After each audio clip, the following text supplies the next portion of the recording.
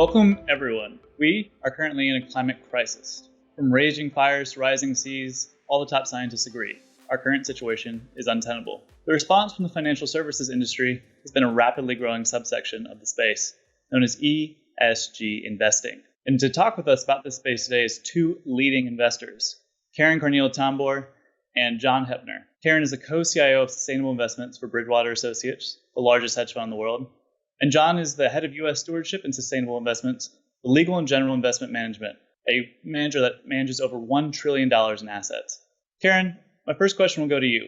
When you think about sustainable investments, what data are you using specifically to find these new and interesting investment ideas? It's a great question because I think that while investors are accustomed almost to the idea that when they regularly invest, there is a huge mess of data. And part of the job of an investor is to find out what's pertinent, sort through all that data, and make sense of it. That feels new in the sustainability space. And so there's almost a surprise that so many data sets don't match, give a different picture. But in our view, it's not any different than a question like, what is today's growth rate in China? If you look at it, you're going to find lots of data. It's going to clash. There are going to be different perspectives on that question, and you're going to have to find a way to handle big data, small data, messy data, clean data, triangulate, what have you. The same thing in the sustainability space. For us, it really starts with the question of what are your goals? In other words, what are you trying to get out of the data? Don't think about what data is presented to you, but what concept are you actually trying to capture? Once you know clearly what the concept is you're trying to capture, what's really fantastic is that the ecosystem of providing data in the sustainability space is getting better and better each day. And so investors calling up data providers saying, this is the concept I'm trying to capture and here is why, is rapidly improving the options available to meet the needs of what investors want. And the other thing is, today, there's so many areas of investing where issues to do with social and environmental are just core to what's pertinent to the investment, that even investors who don't think of themselves as I'm working on ESG are finding themselves asking these questions and saying, well, if the thing that policymakers care about is transitioning to a green economy, I have got to understand that. If the thing that policymakers care about is tackling inequality, I've got to understand that. And so more and more, you're just getting a response to that in terms of providing and creating the data available to answer that question. Just like when I gave the example on Chinese growth, I mean, for decades, people have created an ecosystem of how to measure growth around the world in the best possible way. Gotcha. Thank you for that, Karen. John, a similar question to you. How does Legal and General think about data in the sustainability space? Sure. I think first off, it's important to recognize there's a lot of confusion between data and ratings. And the ESG industry, myself included, hasn't made it any easier. So the acronym, Environmental Social Governance, is both a data idea. So what are your carbon emissions? What is the exact governance profile? But it's also analysis, right? So data is supposed to be a fact. It's supposed to say, hey, a director on a board has been in place for 10 years or 5 years. But then analysis is trying to put a judgment on that. Is that director still independent?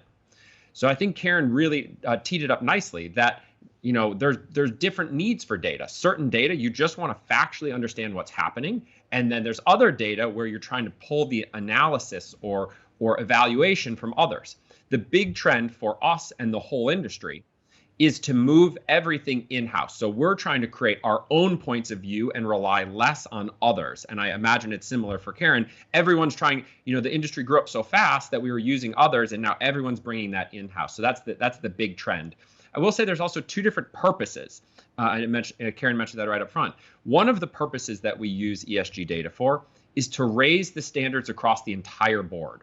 So we are looking at things like women on boards and do you have supplier policies? And we're making that a piece of data that we expect every single solitary company to disclose. That's one purpose because we want to see the market all rise. There's a different purpose where we're trying to find an investment advantage. We're trying to find value. So that in that type of analysis, we really try to look at a subset of ESG data that's really closely linked, hopefully, to finding mispricings in the market. Gotcha, John. That makes a lot of sense. I wonder also broadly, when you think about what data sets to use, you often have to have conversations with clients about what goals they're trying to achieve from their portfolios. Karen, I'd love to get a sense of what the interaction is with clients when you're dealing with sustainable investments, because often people have different ideas of what they want out of E, S, and G. Absolutely. And I do think that any investment mandate should start with being as clear as possible about your goals. And so just saying, I want to make as much return as possible with as little risk as possible is sort of the standard financial goal I think that clients have. And in that context, more and more, there's just a lot of issues where environmental, social, and governance issues is actually just a pertinent part of making money in that market. So, for example, if we're going and deciding whether or not we think the price of copper is going to go up or down, you really just can't do that analysis without looking at what's the pace going to be in which the world transitions away from carbon. You just have to ask that question as a way of determining what the future of carbon is. And so there's just a lot of areas where you look into the future, and that's what you do in an investor when you make an investment decision. And to do that, you have to think about environmental and social issues. And I'd say all clients are asking that. All clients are saying, when you're making investment decisions, are you thinking about environmental and social and governance issues as they're pertinent to just making money in the markets? And then more and more, there's transition to a set of clients that also say, in addition to that, I also have sustainability goals, whether it's I want to contribute to the transition on carbon. So I care whether my portfolio is net zero, or looking at issues like I care about what the social policies are of the companies I'm investing in because I care about whether or not I'm making money off companies doing things that I don't think are okay. More and more you have investors wanting to have sustainability mandates. It's just part of what they care about the world. Probably the strongest we hear this is from pension funds, because they're saying, what does it even mean to leave money for my pensioners if I'm leaving behind a world that's not the world they would like to have left behind for them and the people after them? And so once that goal is laid out, to us, that's a little bit of a game changer. Now investing is not two-dimensional risk and return. It's actually three-dimensional risk, return, and impact, or risk, return, and sustainability. And that third dimension deserves just as much care, attention, analysis, systemization, all the hard investment work you expect us to do in minimizing risk. We should now be thinking about maximizing impact. And John, I know Legal in General's philosophy is going to be a little different because you have such a broad investor base and you have such a broad investing strategy. I'd love to get a sense of what the conversations are like with clients when you think about stewardship and your role at the firm. I want to piggyback a bit on Karen's framework because I think it is helpful, right? So the baseline assumption for every investor is they want to make appropriate risk-adjusted returns. That is a given. There is this other component, which is, they have some interest in improving the world. There's a motivation, right? And so most investors are some combination of those two, right? So either they're 100% make investment return with zero concept of how that could spill over to society, or I actually do want to study the how my investment dollars could improve the world. And there is a range of actions. So once you start to unpack the motivations and really understand what the client's looking for, it turns out it's never that clear, right? So there's lots of different potential actions we could take. So very simply, the most simple known action is divestment. And that's kind of an overused concept. It's, hey, I'm not interested in any fossil fuels. I'm going to cut those fossil fuels out of my portfolio. That's the kind of the most classic and maybe some would say the most pure form. But it's become much more complex. We're a very major investor in almost all public companies. We're an index investor. So we have a little slice of every single public company in the market. Well, that slice is big and it's growing. And that slice gives us access to those companies. So we can actually have constructive engagements with many of our portfolio companies to try to help them to perhaps navigate some of those risks we've identified. If there's a climate change risk, we're navigating. So that's corporate engagement. Then we can also use our proxy votes, which is a right of an equity holder. We could use the media and talk about what companies we think are doing well or not well. So there's a range of activities, and they're becoming more and more used in the market, and there's much more interest in the market. Gotcha. Thank you for that, John. And I'm sure conversations with clients also have to include what's going on in the regulatory world. Sustainable investments is not necessarily a lifelong ambition or lifelong focus for the SEC. I know there's an ongoing SEC request for comment around this field. I'd love to get a sense of what conversations with clients and what conversations with regulators are like in the space. I guess particularly if there's policies you'd like to see passed or policies out there that you think will be replicated going forward. Sure. So right now in the US, if you are participating in a 401k or a pension as part of your corporation, or let's say you're a school teacher, it is legally unclear whether they can have a sustainability fund in your lineup. There's a lot of debate on there, and that is a big problem. And we do believe that the DOL and the SEC, which are the groups that oversee how this is regulated, will sort this out. So hopefully that's the number one biggest overhang is it's unclear because we think incorrect assumption was that pursuing ESG in the past were for non-financial benefits, where we believe most ESG analysis is done for financial benefits. So that was just kind of let's say some sort of confusion in the market. So that's one set of policies that we hope will change. There's good signals from the SEC that that's going to change. There are lots of other policies that will help this entire space. So that there is one right now open for comment for the SEC to enforce some sort of mandatory disclosure for climate risk for all companies. We will publicly comment. We hope the market leans into this. We think this is really, really important. One of the anchors of the free market is that we all rely on available information. Information is out there for everyone. There's no asymmetry of information. For all of us on the inside, we know that that's not true, right? We can engage with companies. There's lots of different information. You can buy very expansive data that tells you which companies are performing better or worse on climate risk. We want to see that data in the market standardized and used more. So really excited to see where that goes. Gotcha. And Karen, I know Bridgewater obviously operates internationally. I know there's a pretty major policy in Australia that I believe could be a template going forward for other countries to potentially follow, especially around the social aspect of it all. It's really interesting how on the environmental side, I think there's sort of been a winner, which is measuring carbon looks like it is going to be the winner. It's not the only way to look at environmental sustainability, but with so many governments signing up to have specific pledges around when they're going to go net zero and how, it's getting easier and easier to say, okay, everyone's going to have to measure their carbon. That's going to be the standard, and it will align to national policy and so on. On the social side, there hasn't been as clear of a winner of sort of what is good social policy. And we really feel like Australia has been a leader in having modern slavery as a new form of legislation, where they're basically taking an issue where I think almost any investor, if you say, would you like to be profiting off of people's slavery? They would tell you pretty quickly, no, I do not want to be profiting off of people's slavery. That's a pretty easy one. Even if they're just thinking I'm a pure risk and return investor, it's pretty easy to say that's not something I want. But if you actually say, do you have any idea? Do you know if your investments are indirectly financing modern slavery? The answer usually is no, because, as John was saying, we're all relying on a data ecosystem, and that's a very hard question to answer at this point. And so what Australia has done is basically put this into law, saying that you have to start answering that question. And we see that spurring all kinds of innovation in looking for data, trying to get the answers, trying to have alignment across different players to say, how do we know the answer to this question and how do we dig deeper? And we wouldn't be surprised if that gets copied and followed and becomes a standard that many people have because of the ease of sort of saying slavery is not the sort of thing I want to be profiting off of. But it remains to be seen. I think that space is kind of wide open for different regulators to say, here's what we think are the social things that we'd like to see measured in the same way carbon is measured, to be as a basic guide stick and a standard for everybody to know what's going into their investments.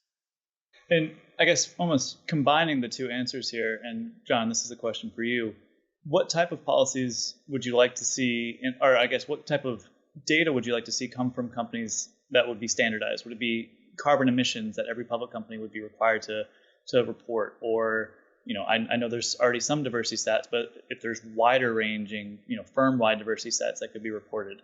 I'm wondering if there's any thought from you on what you'd like to see specifically from a standardization standpoint. Yeah, it's a very hard question to answer in a short period of time. There are emerging standards. I would point to a quite well-established group which I'm part of called Sustainability Accounting Standards Board, which has worked really hard at creating a backbone of ESG topics that are very reasonably material to companies. So that's an industry-specific approach. There are other groups that I'm also part of that I think take a top-down view.